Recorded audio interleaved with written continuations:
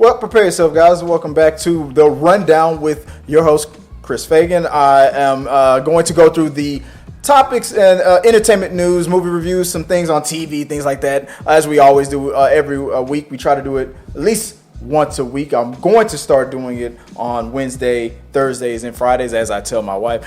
But sometimes I have more performance issues, and today is no exception. I was supposed to have two co-host with me today. We were going to have Mr. Sean Chandler from Sean Chandler Talks About from his YouTube channel, but he had to cancel. He had an emergency he had to take care of, and we totally understand that. So then my co-host Sarah Catherine The Red, as I always call her by her full title, was here with me. I mean, guys, she put the effort in. She was gonna even do her hair for you guys, but the internet was not cooperating with her. I guess it's like a bad weather where she's at, and we were gonna have her right here in studio with us today to talk about the topics that we have to talk about, but those things didn't pan out, internet issues, things like that. So I'm going to be riding solo. I'm going to power through this really fast because, for one, it's I'm solo, so we can get through this real quick. And two, I'm hungry as hell. I'm going to get the hell out of here and then I'm going to go eat.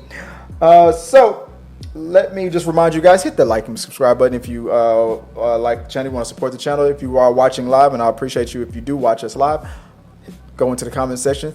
Your questions, your thoughts, your theories, your concerns, your speculations, anything that you want to share with me on any of the topics that we want to talk about. I appreciate you guys at all time.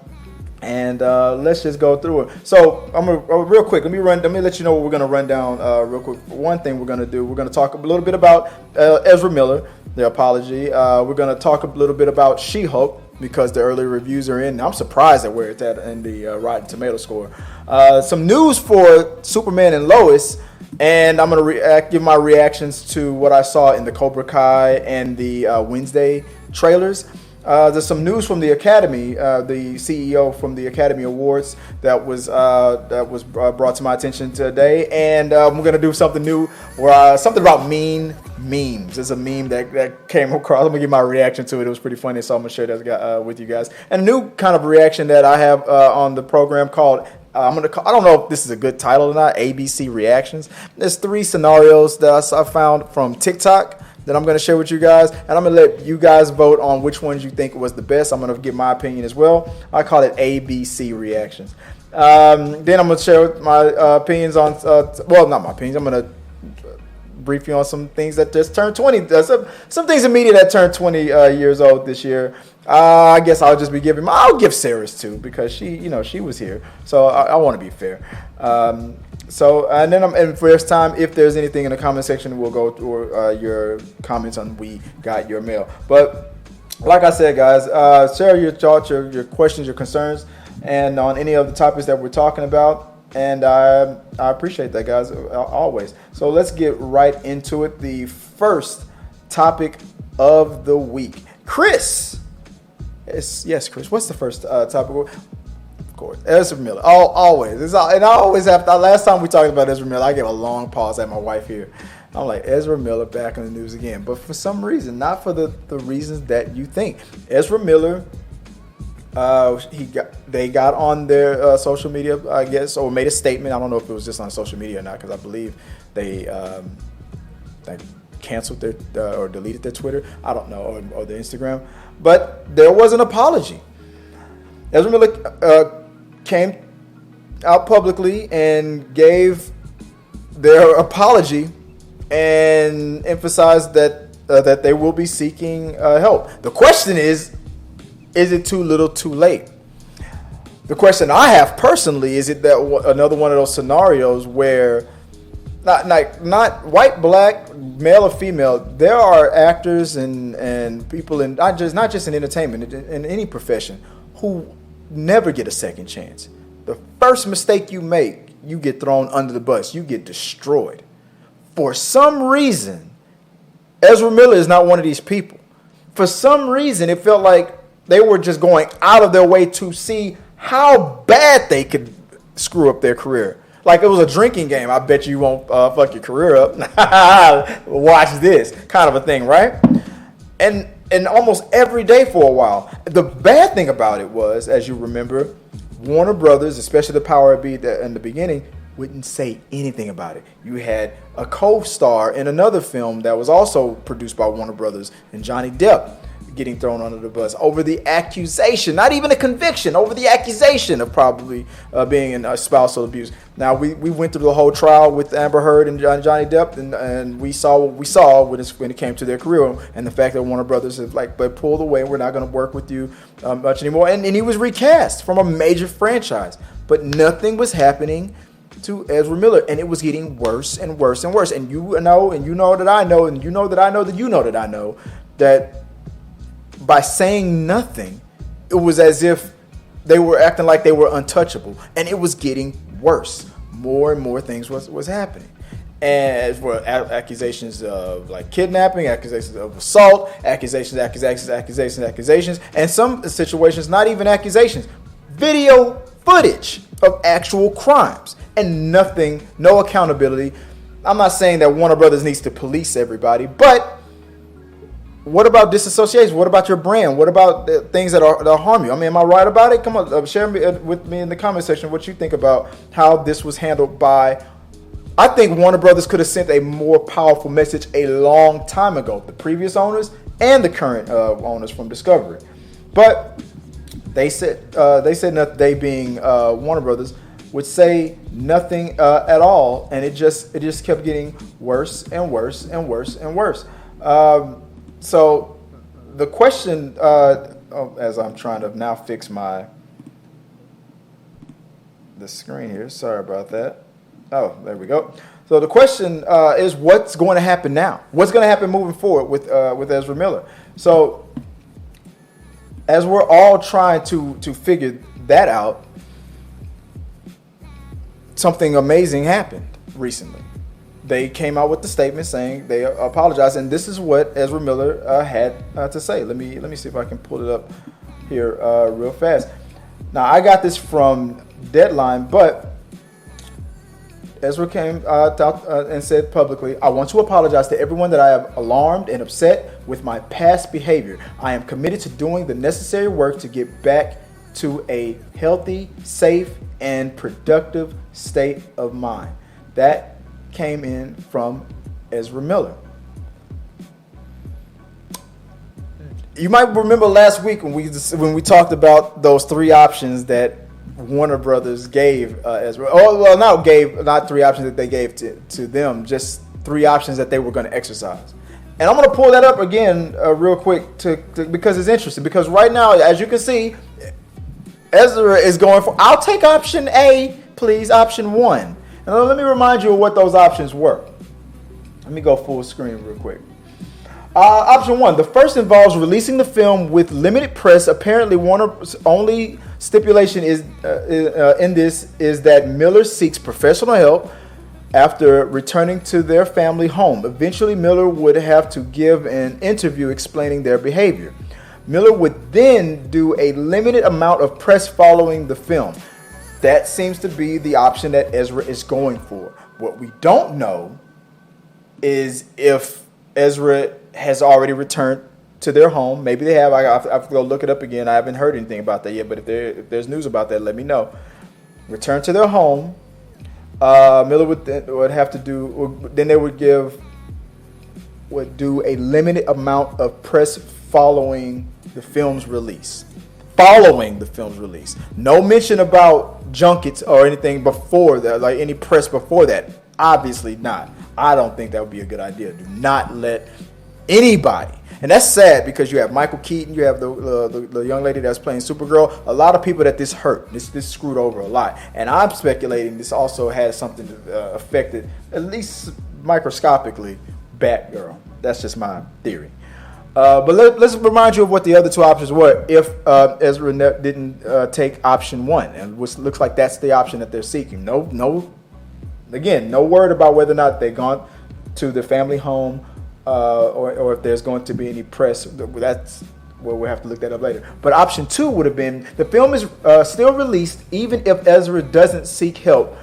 They would not participate in any marketing or press. But it's funny, they didn't say anything about them participating in any marketing or press before the film's release in the first one, only afterwards.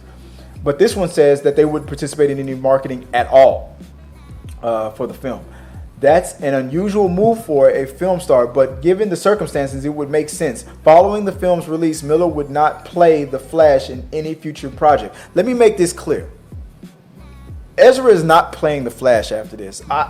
Even if there was, those situations at a job, if you're an alcoholic and then you seek help before you got fired, they can't really fire you because you seek help. I don't think that works in Hollywood. Even if they seek help and get help and it turns out, oh yeah, you had they don't.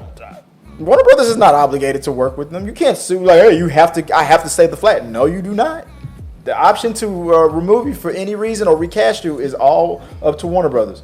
It said Miller would not play the Flash in any future projects, and I think that should have been stated in all three of these options. Miller will not play the Flash in the because I don't see a world where even if they're taking option one that they still play the Flash. The third option was again scrap the movie completely. Miller plays multiple characters and is in almost every scene, making it particularly impossible to save even through recasting or reshoots.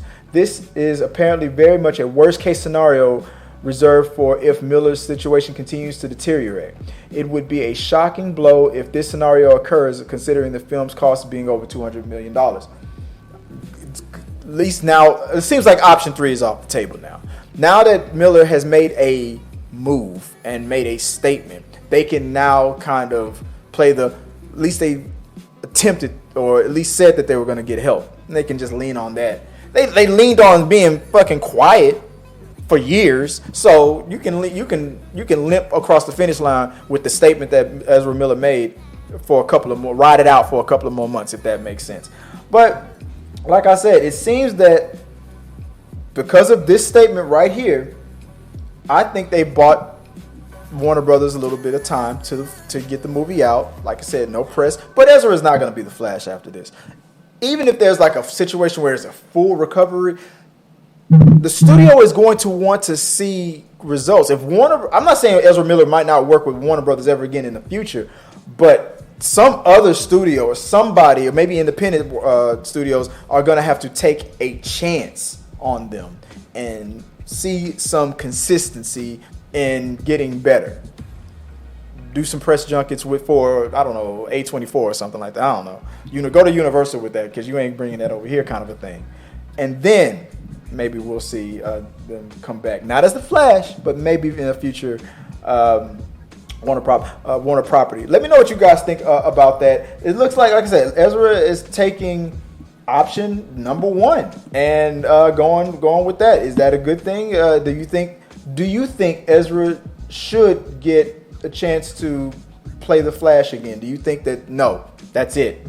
Too much damage has been done. Don't want to see them playing the Flash ever again. Whatever you think, let me know put it in the box below, and we'll talk about it maybe on an upcoming We Got Your Mail. Now,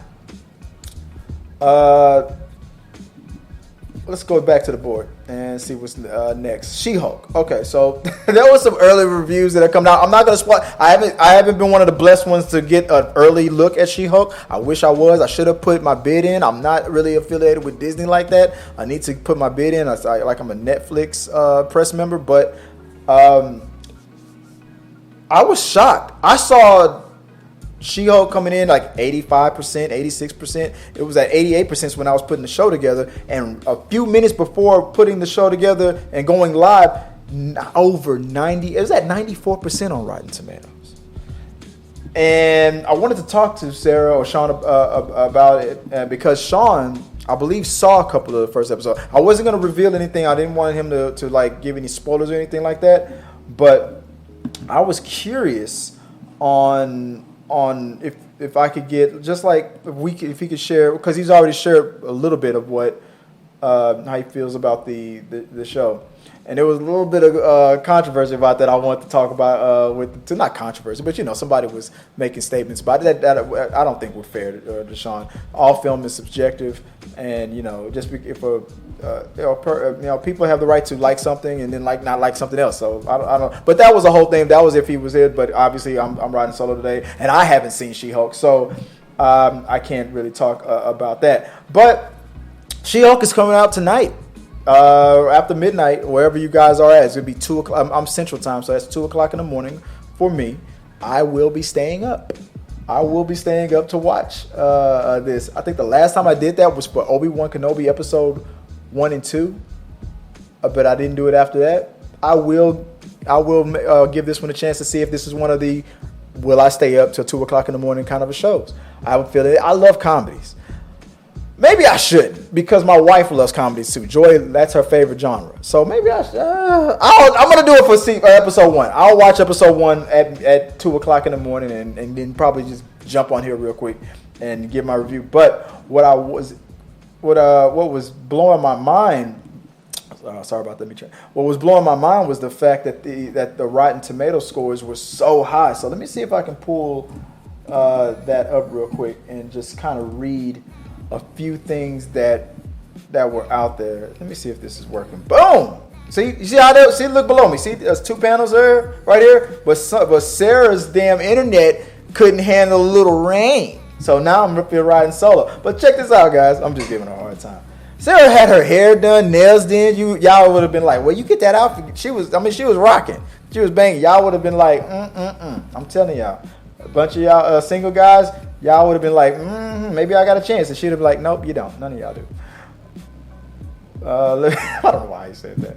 Let me look at some of these reviews real quick. Where are the reviews at? So it's at 94%, which is like, damn, it's just been going up since yesterday up to today when the early reviews. And ever since today, it was just hovering around 80%. But then around 5 or 7, o'clock or so, we're going to get into the late afternoons. This thing just started skyrocketing to the damn mid-90s. And at first, the lower third that I had originally, it just said She-Hulk close to 90%. Now I had to change it to over 90% because where the hell, where is this going to land? I mean, isn't Ms. Marvel at like 98 or something like that percent, like one of the highest rated of all time? And then now She-Hulk is right there too. So where the hell are these reviews at? Are they not post? Am I stupid? I thought there were some reviews out. I guess not, because I'm not seeing them on here. Maybe so those so those early reviews are just for social media. I guess they're not posting any of the actual reviews. So I look stupid because I thought I was going to click on the damn review. I guess not. Guess we're not getting any. What am I doing? Am I missing something? Photos, season, cast, view all She-Hulk on or the news. No reviews. My bad. Okay. I'm sorry. I apologize. I thought there were some reviews already posted up on the website, but I guess not.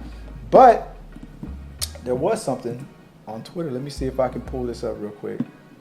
So I mentioned Sean was supposed to be on the show, and there was something interesting I was going to ask him about that happened on his Twitter account that was kind of interesting and it had to do with She-Hulk. Here it is. Let me see if I can find it. No, that's not it. That was his review. Okay, no, yeah, that's the same thing. So, Mr. Chandler was on his. Let me pull it up. So, Mr. Chandler was on his Twitter account, and he said the first 4 episodes of She-Hulk. So he got to see the first 4. She-Hulk didn't really work for me.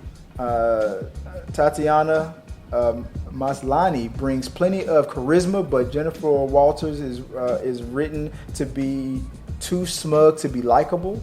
The humor is extremely hit or miss.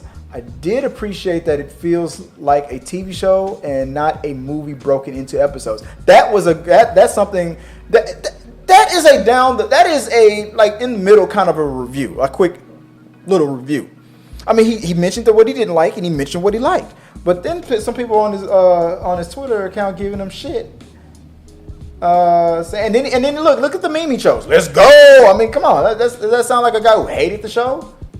But then people were giving him shit on his. Let's see what somebody said, because he retweeted something or responded to a retweet that somebody wrote. I don't see it here anymore. Maybe he deleted it. But there was something here where somebody had said, like, dude, you changed. Like, you, like something that somebody said to him that didn't make any damn sense. Maybe I'm overlooking it. Maybe it was in that thread. Big part of a big part of what frustrated me about the show is that it feels like in their attempt to make MCU shows for everyone, they're having to compromise characters' integrity to fit them into new genres. Characters have new personalities and act dumber so they can be played for laughs. I mean, well, and that's coming from somebody who's seen the first 4 episodes. It is a comedy, is what I would say. I mean, but isn't it supposed to be a comedy? So I don't know. There was another tweet. Somebody had said something like that he retweeted on the level of, and I'm going to paraphrase it because I don't see it here. Is this it? I don't know. Oh, here it is. So somebody tweeted to him and said, "But you should see where people are coming from. Sean has become," and just insults him. Hypocrisy and double standards are waking people up. There's one commenter in your stream wasn't lying about Sean, and then Sean responds, "I don't know what route you're talking about or where people are coming from. I feel Disney's quality has dropped since launching Disney Plus, and that's a fair criticism. Half of my comments lately have been calling me morons for liking Prey, and a lot of people have been getting that a lot of that shit too. And other half have been calling him sexist for not being excited about She-Hulk or Agatha. So I mean, based on the trailers and everything, he just feels like it wasn't for him. He saw the first 4 episodes and he gave, like I said, to me, what I call a down the middle. And if you guys are just joining, like, why isn't Sean here explaining this himself? Like I was saying earlier, he had a last minute emergency and he won't be on the show. So I'm sorry for if you guys feel like I catfish. But I was going to ask about this and just kind of just get his thoughts on it, because I see what he's saying. It's all subjective. I mean, like you said, for liking Prey, people are going to say, well, you're just being woke. Or for not liking She-Hulk before we've even seen it. And he's seen the first 4 episodes. The people that are saying that he's being sexist probably haven't even seen as many episodes that he's seen. They might have the exact same opinion after they see it. So maybe I won't. Maybe I'll see it and be like, dude, I don't know what you're talking about. The whole thing was great. Or maybe I'll look at the first 4 episodes, first 2 or 3 episodes and be like, dude, you were too nice. That was trash. I don't know. So I know that I'm not going to do is give the man shit for something I haven't seen yet, which I feel like a lot of the critics and detractors are doing. But that's just something that's typical that we all seem to do. I said the first four episodes of She-Hulk didn't. That was his statement right there. That was Sean's statement. That's what I was going to put up. So that's my opinion about that. What do you guys think about? If you've seen a couple of episodes of She-Hulk and everything, are you looking forward to it? Are you listening to the reviews, or are you just gonna go, you know what? I don't care what the reviews say, but 94%, it could be 100%. I'm gonna go in fresh and just take it all into consideration based on my own personal opinion, and just gonna judge it based on that. Which is what I'm gonna do. I'm gonna watch it tonight. Are you gonna watch it at night? Or are you gonna wait till watch it in the morning? Let me know what you guys think in the comments, and we'll talk about it maybe on the upcoming We Got Your Mail. So what's next on the rundown? Real quick, Superman and Lois news. So it came to my attention that the actor who plays Jonathan on Superman and Lois, I've been watching. I like the Superman and Lois show, and the whole team runs real smooth. I like them. But the young boy who plays Jonathan Kent, the older brother, I believe, is no longer going to is going to play the character. He is leaving the show and has decided that it's for his own good. Which is unfortunate, because it's only 3 seasons, but. I mean, it is what it is. So this came in from, was it the Hollywood Reporter, or probably from Deadline. So Jordan Elsass has notified the studio that he will not be returning to Superman and Lois for season 3 due to personal reasons. The role of Jonathan Kent will be recast. The series producer Warner Brothers TV said in a statement on Tuesday night. And I think that sucks, because I liked his character. I was seeing him without being the brother without powers and then seeing a version of him with powers was interesting. It felt like it was going in a certain direction.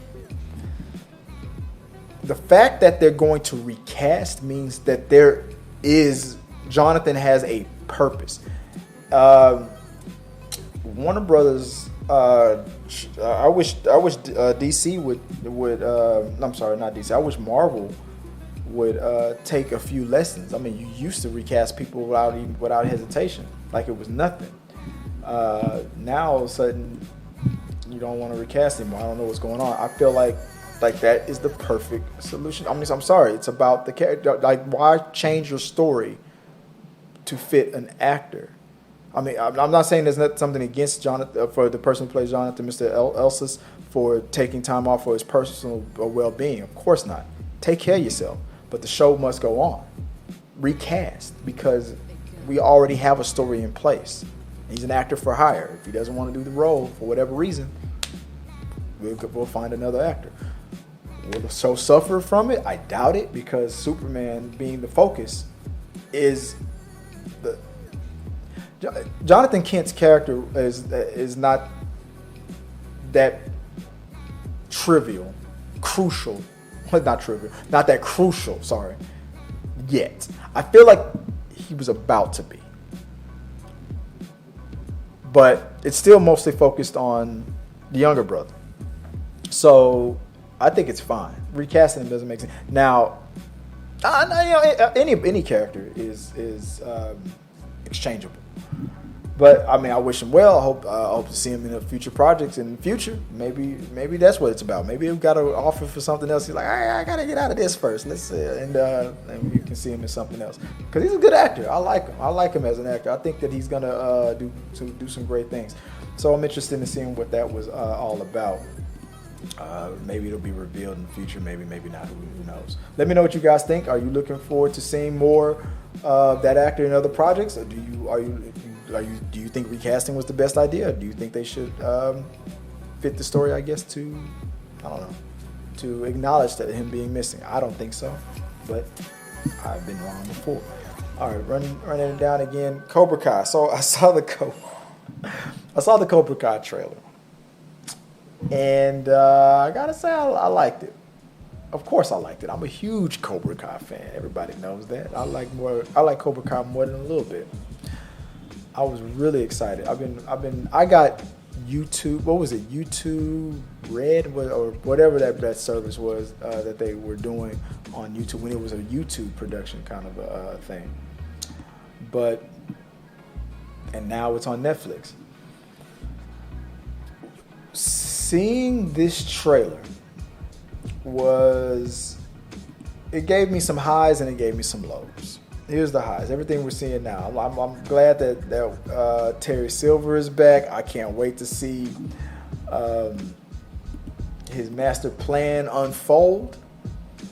I'm wondering what's going to happen with Kobra Kai when the original leader right here, when he gets out of jail, because he's black. Could you imagine him teaming up with the Miyagi-Do people? But what I hated about this trailer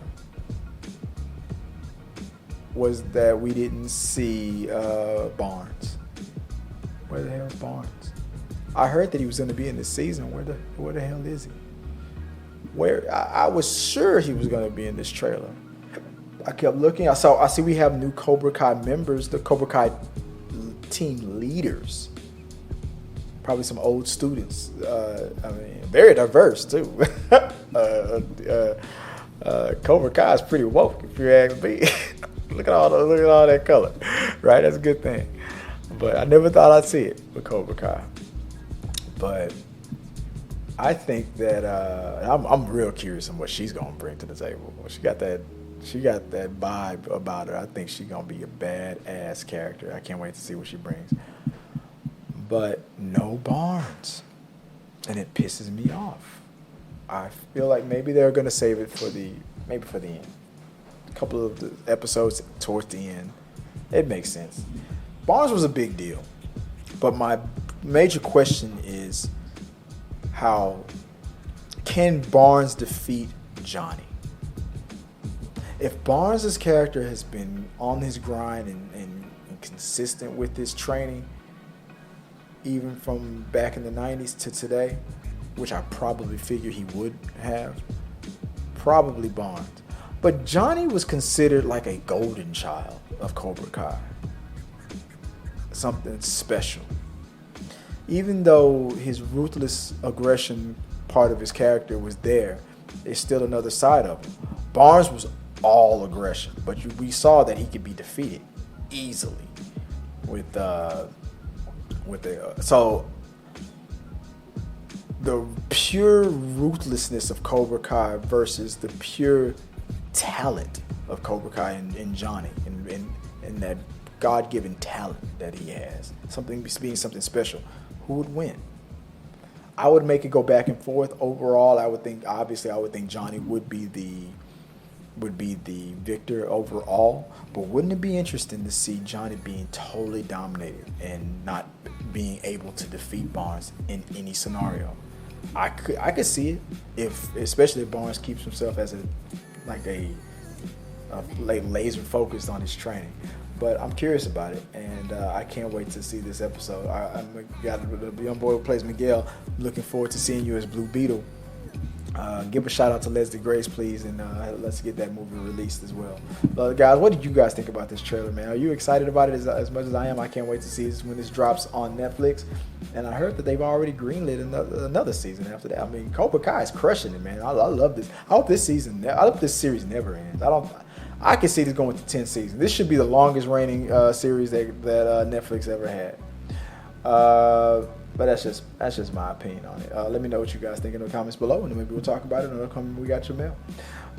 And speaking about trailers, obviously we talked about Kobra Kai. Let's talk about something else. Wednesday. My wife said something very interesting about this show when she saw the trailer, that it reminds her of the original series, and I'll get to that in a minute. But the Wednesday series, I like it, man. It looks good. This trailer, I thought it was gonna, because of all the news that's been coming out from the monsters and stuff, I was afraid maybe this one was gonna be nerfed as well. Maybe it was gonna be PG instead of, but it looks like it's a step up from even the movie. The movie was pretty, it was family friendly, but it was pretty graphic for its time. It was a comedy. But this is a dark comedy. You can tell that they are definitely leaning back into the darkness of of the show again. Look at that blood on the face. And that actress who's playing Wednesday, that's the same young lady from season 2 of You, if I'm not mistaken. Her career is blowing up. But there was something that Joy brought to my attention that was to me was a great observation. Because I asked the question about the representation. I mean, Hispanic actors being in it, where you have Gomez, you have Morticia being French, I believe. But then you have the children being obviously half Hispanic, half French, right? So the representation of it, you got the actors mostly being played by Hispanic characters, and I think that's great. Now, obviously, in the movie, they did that. They had the actor playing Gomez being Hispanic. Obviously, Christina Ricci is not. And they've decided to go the other route with this cast. And you look at the man who's playing Gomez, and I was like, with Catherine Zeta-Jones, I'm like, people were like, that's a mismatch. But then Joy said something that was very interesting, and I was like, it makes sense, because when you think about the movie the person, the actor who played Goldmouth, I know his name. I'm just forgetting it right now. You could see him, as far as like his looks and whatnot. You could see that, but when you watch the original series, she said it was really about a couple where the husband was with a woman that was way out of his league. And that's why he was so in love and infatuated with her. I mean, she loved him for who he was. But looking at him and then looking at her, like, she was way out of his league, right? And that seems to be the direction that they're leaning to in this series. You would look at him and like, how the hell could he pull Catherine Zeta-Jones? And I feel like that's going to be a part of the story and how funny it is. And when you think about it like that, then when you see him in the wig and everything, it looks great. It makes sense and it fits. If you think about the original Addams Family cast, this looks good. It makes, and you look at her, look at him, it's like, this is gonna be funny as hell because he's hilarious. So I can't wait to see their interaction. I also hear that Christina Ricci is going to be in the series. She's not playing Wednesday or a future version of Wednesday. She's a brand new character, but to honor her, they cast her in, and I can't wait to see Christina Ricci as well. All right. So let me know what you guys thought about it. I thought the trailer was great. I watched it a couple times. It was funny as hell, and I can't wait to see the show. So what do you guys think about it? Are you interested in seeing Wednesday? Is it so on your radar? If so, let me know in the box below, and maybe we'll talk about it in the upcoming We Got Your Meal. So, all right, what's next on the rundown is, okay, the Academy. There was some news that came out from the Academy. This news was from, I believe it was from Deadline. Is it Bob Kramer? The Academy leader was interviewed. The question came up like, is the Academy going? Will it ever go to streaming, or will the Academy ever leave network television? And what are the changes that are coming up with the Academy Awards? And this was all stuff that was based on things that happened recently in the recent years before he took over, like things like Oscars. So why that hashtag, the situation obviously with Will Smith. What is the Oscars going to be like moving forward?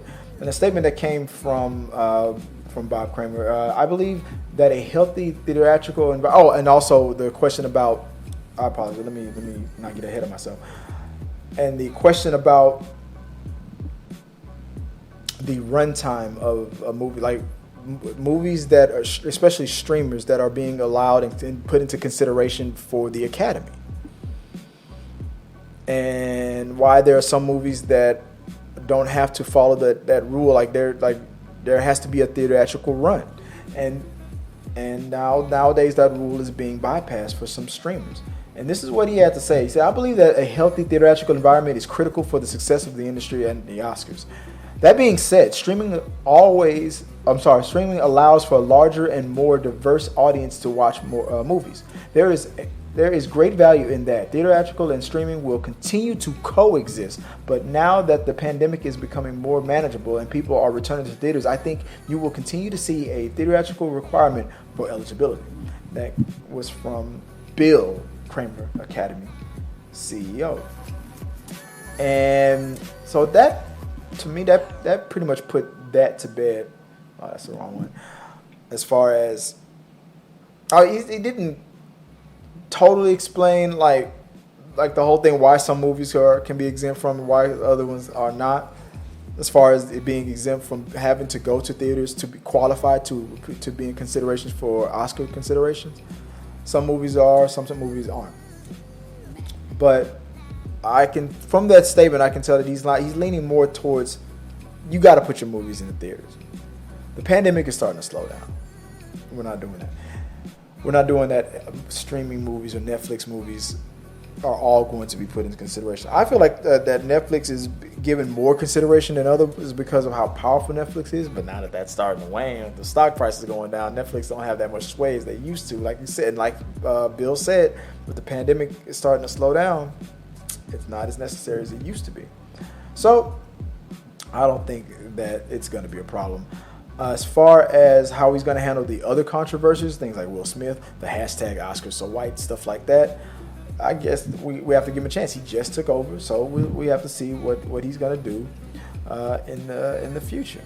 So, oh man, I doubled that up. Oh yeah. Anyway, so let me know what you guys think about that. Do you think that he's pretty much giving us the wink that, hey, you know what, that was during the pandemic times. Moving forward, we're going to get back to business as usual. These movies are going to have to make theatrical runs for consideration. So is Netflix going to have to start putting their movies more of their movies that they feel like are Oscar worthy in theaters, like the other movie have to do, the other production companies have to do. Let me know what you guys think in the box below, and let's talk about it on the upcoming We Got Your Mail. So there was a game that I was going to play with Sarah and Sean while they were here, and but since they're not here, it was something that I want to get. So I'm gonna get you guys to react to this. It's a meme. This was a mean meme that happened. It was funny, but mean memes are never gonna go away. It's funny as hell. But there was this meme that hit me so damn hard, and it went like this: Batgirl holds the world's record for the longest director's cut, as it features over 90 minutes of deleted scenes. I was like, man, that's too soon. I laughed my ass off when I saw that. I was like, dude, I didn't want to laugh, but I had to, because it's technically true if they ever released that. I mean, 90 minutes of deleted scenes. I mean, that's messed up, man. It was too soon. But you ever seen one of those memes where you're like, you don't want to laugh, but you're gonna laugh because the shit was funny as hell?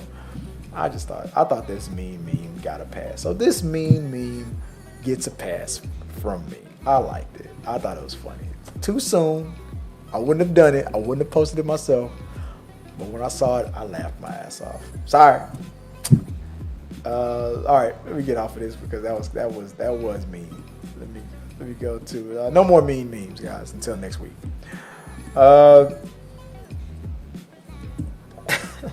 There was an ABC reaction that I wanted to do.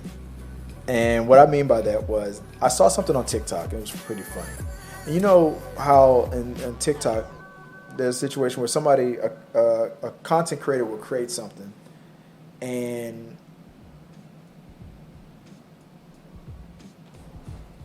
it'll take a life of its own. It'll go viral, and then people obviously, they use the sound or they'll stitch it or whatever. I always hate it when another content creator gets more credit for more than the original. I hate that. So I decided to exploit that.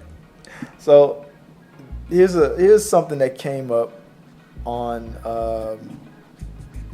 TikTok, and I'll play it. Oh, my bad. I don't know. Am I sharing the sound? Is the sound working? I think the sound's working. I'm gonna play it. Then I'm gonna play A is the original. B and C are other people that use the sound, and I wanted you to help me determine which one do you think is good. I'm gonna pick is the best one. A the original, or B and C the two clones. Let's see if I can pull it up right here. There we go. All right.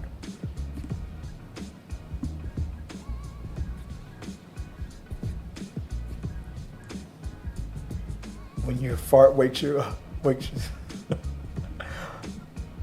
B, when you're home alone and your intruder has gas. C, when your nurse tells you to not wake up their patient.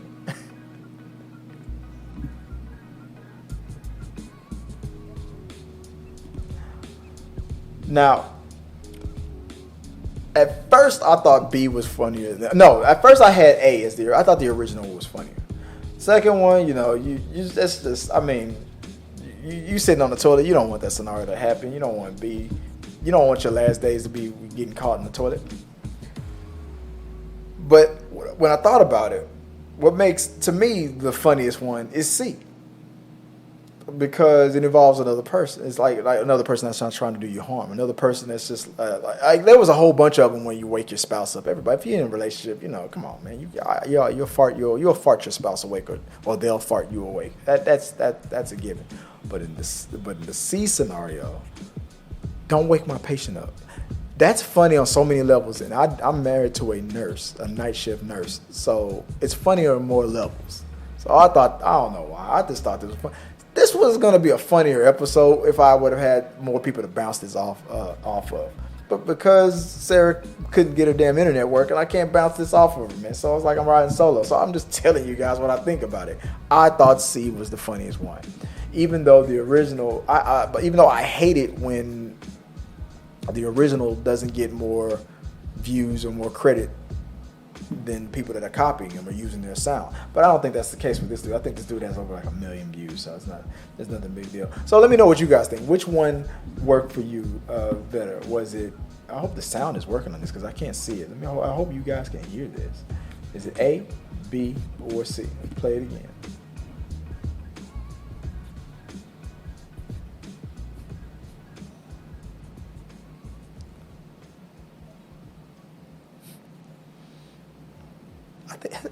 I've snored myself awake before. That girl doesn't take shits.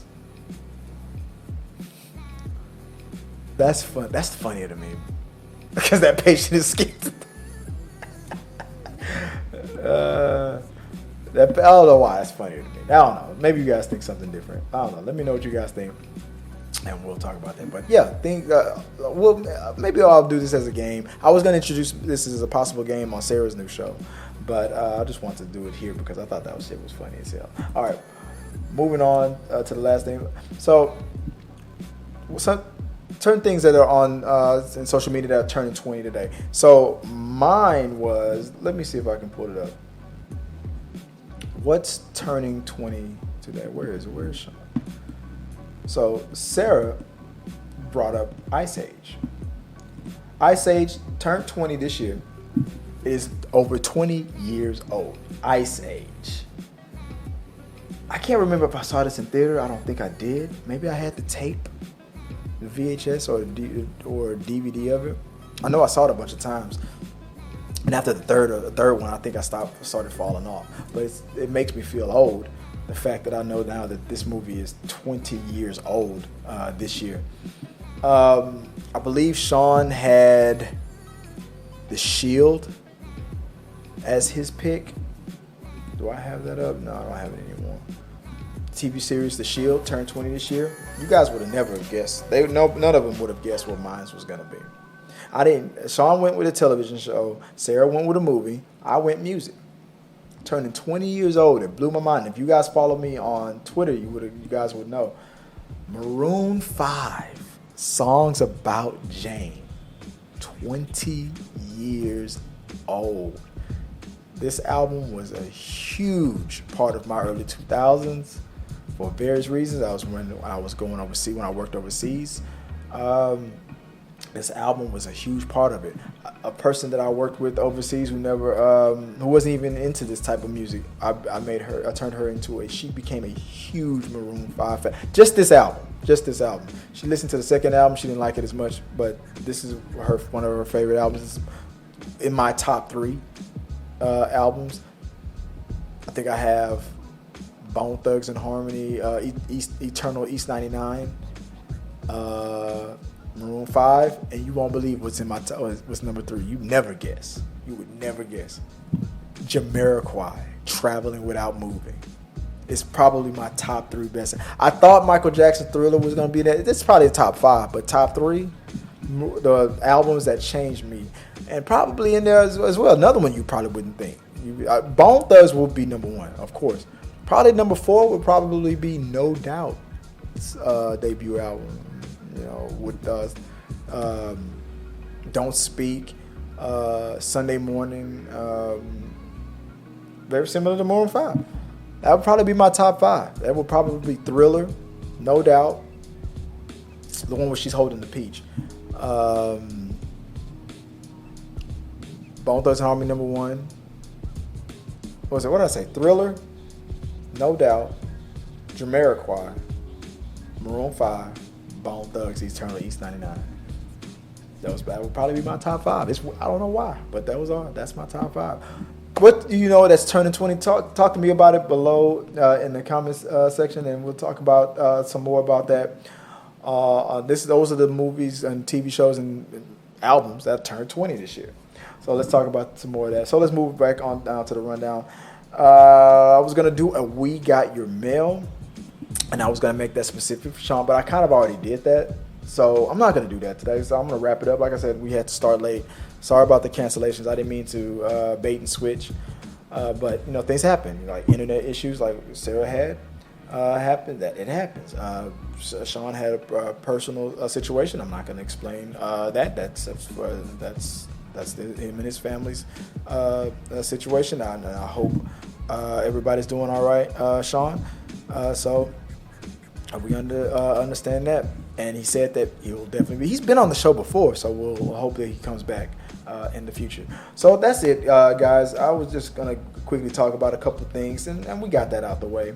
So let me know if you have any questions, comments, concerns about any things that we talked about. Put in the box and let me know what you guys think. Appreciate you guys for taking the time to watch the show. Hopefully tomorrow we'll try to pick it up again tomorrow, and we'll see what we can do for a Thursday show. So any questions, anything you guys want to say, like I said, put it in the box below. Always hit the like and subscribe button. Let me know what you guys think at all time. And until next time, guys, hey, have a good one. Be good to yourself. Take care of your mental health. And like I always say, peace.